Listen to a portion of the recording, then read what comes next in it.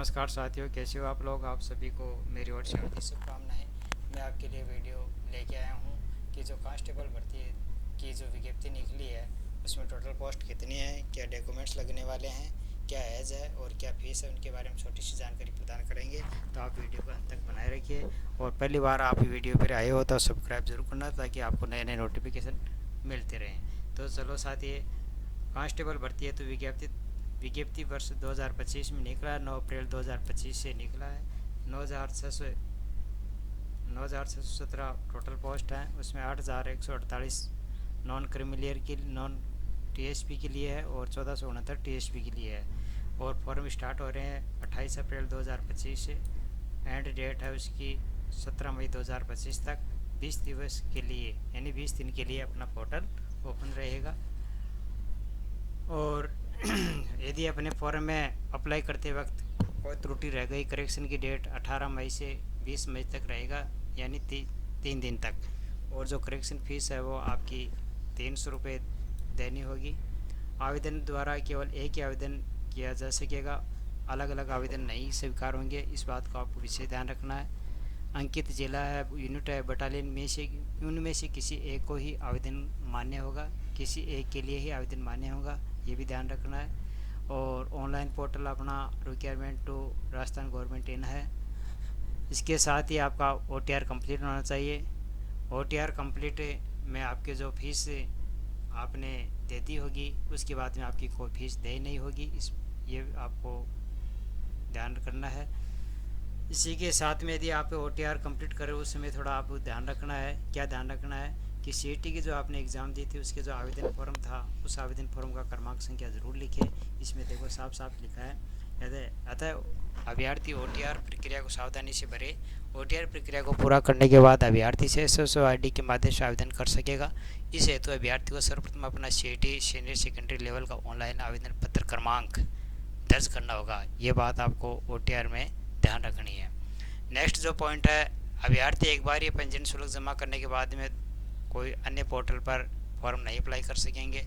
यदि करोगे तो इसकी जिम्मेदारी आपकी रहेगी और फॉर्म आपका रिजेक्ट हो सकता है। अभ्यर्थी द्वारा निर्धारित तिथि तक ऑनलाइन आवेदन करना अनिवार्य होगा। उसके बाद में ऑफलाइन फॉर्म स्वीकार नहीं होंगे, ये आपको ध्यान ही है। ऑनलाइन भरे गए आवेदन पत्र का प्रिंट आपको रखना है, क्योंकि वो शारीरिक दक्षता परीक्षा के समय आपको अनिवार्य लाना होगा। ये लिखा हुआ है, देखो, ऑनलाइन भरे गए आवेदन पत्र का लिया हुआ प्रिंट शारीरिक दक्षता परीक्षा के समय साथ लाना अनिवार्य होगा। नेक्स्ट दो पॉइंट पर चलते हैं। ऑनलाइन एप्लीकेशन फॉर्म को समस्त वांछित सूचना अवश्य अंकित करें। यदि कोई गलत सूचना त्रुटि रह गई है तो इसकी जिम्मेदारी आपकी स्वयं की होगी, ये भी आपको ध्यान रखना है। पंजीयन शुल्क है, सामान्य वर्ग है, राजस्थान से बाहर के जो स्टूडेंट्स है, अति पिछड़ा वर्ग है, उनके लिए 600 रुपये देय होगी। राजस्थान के नॉन क्रिमिलियर की कैटेगरी में आते हैं OBC वाले, आर्थिक रूप से कमज़ोर वाले, अनुसूचित जाति, अनुसूचित जनजाति, TSP और शहरी, उनके लिए 400 रुपये है। ये आपको ध्यान रखना है। यदि आपने OTR कर लिया पूरा कंप्लीट तो ये फीस आपको दे नहीं होगी, दोबारा आपको फीस देने की ज़रूरत नहीं है। ये बात आपको ध्यान रखनी है। नेक्स्ट जो पॉइंट चलते हैं से, ऑनलाइन आवेदन करने दौरान एक बार ही पंजीयन लागू होने के कारण इस आवेदन को भरते समय अलग से कोई पंजीयन शुल्क दे नहीं है, ये मैंने बता दिया। महिलाओं के लिए 33% कुल सीटों में से आरक्षित रहेगी। और महिला यदि उस समय किसी पोस्ट पर एब्सेंट रहती है यानी वो क्वालिफाइड नहीं हो पाती है तो वो जो सीट है, वो जो पद है, वो सामान्य वर्ग के जो पुरुष है या SC ST जो किसी भी कैटेगरी की महिला, उसी कैटेगरी में पुरुष के द्वारा वो फॉर्म सम्मिलित कर लिया जाएगा। देखो इसमें लिखा है, किसी वर्ग सामान्य आर्थिक रूप से कमजोर वर्ग, अनुसूचित जाति, जनजाति, BC MBC उपयुक्त महिला अभ्यर्थी उपलब्ध नहीं होने पर ऐसे पदों को उसी वर्ग के पुरुष अभ्यर्थियों से भरा जाएगा। ये आपको ध्यान रखना है।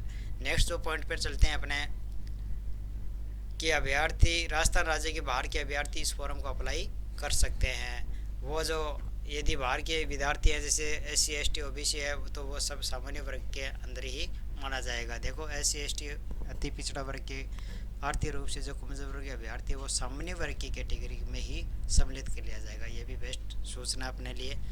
और आपकी जो सैलरी है वो 14,600 रुपये रहेगी। सिलेक्शन होने के बाद में न्यूनतम योग्यता आपकी 12वीं पास रहेगी और 12th पास होने के बाद में आपको ड्राइविंग लाइसेंस होना ज़रूरी है, LME या HME दोनों, और 1 वर्ष से पूरा होना चाहिए। ये देखो लिखा हुआ है। कांस्टेबल ड्राइवर पद की पात्रता है तो आवेदन के समय LME/HME दोनों वैध ड्राइविंग लाइसेंस दिनांक 1/1/26 से 1 वर्ष पूर्व का बना हुआ होना आवश्यक है, यानी 1/1/2025 तक का ही आपका जो है ड्राइविंग लाइसेंस वैलिड रहेगा। उसके बाद में आगे जो अपने इसमें चलते हैं कि जो EWS, SC, ST, BC, MBC उनके आवेदकों के लिए जो न्यूनतम आयु क्या है कि पुरुष के लिए तो 2 जनवरी 2002 से पूर्व नहीं जन्म हुआ हो और महिला के लिए 2 जनवरी 1997 से पूर्व जन्म नहीं हुआ हो। इसी प्रकार राज्य सरकार के कर्मचारी मर्द पुलिस अधिकारी कर्मचारियों के लिए 2 जनवरी 1999 से पूर्व उसका जन्म नहीं हुआ हो और महिला 2 जनवरी 1994 से पूर्व उनका जन्म नहीं हुआ हो। भूतपूर्व सैनिक के लिए 2 जनवरी 1983 है और महिलाओं के लिए भी 2 जनवरी 1983 है, यानी दोनों के सेम है, उनसे पूर्व उनका जन्म नहीं होना चाहिए। कांस्टेबल आवेदकों के लिए सामान्य के लिए 2 जनवरी 1999 से पूर्व उनका जन्म नहीं होना चाहिए। महिलाओं के लिए 2 जनवरी 1994 से पूर्व जन्म नहीं होना चाहिए। SC, ST, OBC, MBC के लिए 2 जनवरी 1994 से पूर्व उनका जन्म नहीं होना चाहिए। 2 जनवरी 1989 से पूर्व उनका जन्म नहीं होना चाहिए। राज्य सरकार मर्द कर्मचारी है, अधिकारी कर्मचारी पर जो आश्रित है उनके जो कैंडिडेट है वो 2 जनवरी 1996 से पूर्व नहीं जन्मा हो, 2 जनवरी 1991 से उनका जन्म नहीं हुआ हो सर्टिफिकेट में अपने रियल एज में।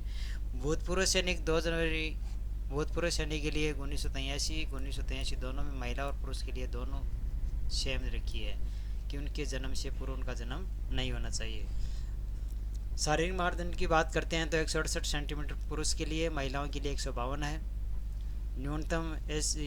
न्यूनतम सीना आपको सभी को पता है 81 बिना फुलाने पर 86, सीने का फुलाव कम होने पर 5 सेंटीमीटर।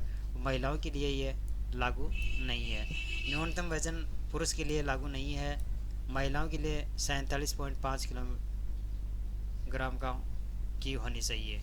12 जिले शहरी आदिम जाति की बात करते थे 160, 145, 74, 79 महिलाओं के लिए लागू नहीं है और न्यूनतम वजन पुरुष के लिए भी लागू नहीं है और 43 किलोग्राम, जो किन की बात है 12 जिले की शहरी आदिम जाति के लिए, और अपने जो सामान्य के हैं उनके लिए 47.5 यानी 47 किलो 500 ग्राम। नेक्स्ट जो पॉइंट विशेष तौर से है जो आरक्षित हैं, आरक्षित सीटें उनको 5 सेंटीमीटर की छूट की देय होगी और शहरी अभ्यर्थी अतिरिक्त अन्य अभ्यर्थी न्यूनतम ऊंचाई 152 से एवं वजन 47 किलो 500 ग्राम में किसी प्रकार छूट देय नहीं होगी। ये आपको ध्यान रखना है। किसकी? शहरी महिला अभ्यर्थी के अतिरिक्त समस्त जो महिला अभ्यर्थी है उनकी निर्धारित न्यूनतम ऊंचाई 152 है तो 152 ही रहेगी, 47.500 किलोग्राम है तो वही रहेगी, किसी प्रकार की छूट की देय नहीं होगी वजन में और ऊंचाई में, इस बात का ध्यान रखना है। आपकी चिकित्सा की बात करते हैं तो 6/6 होने चाहिए, 6/9 होना चाहिए, ये आपको ध्यान ही है।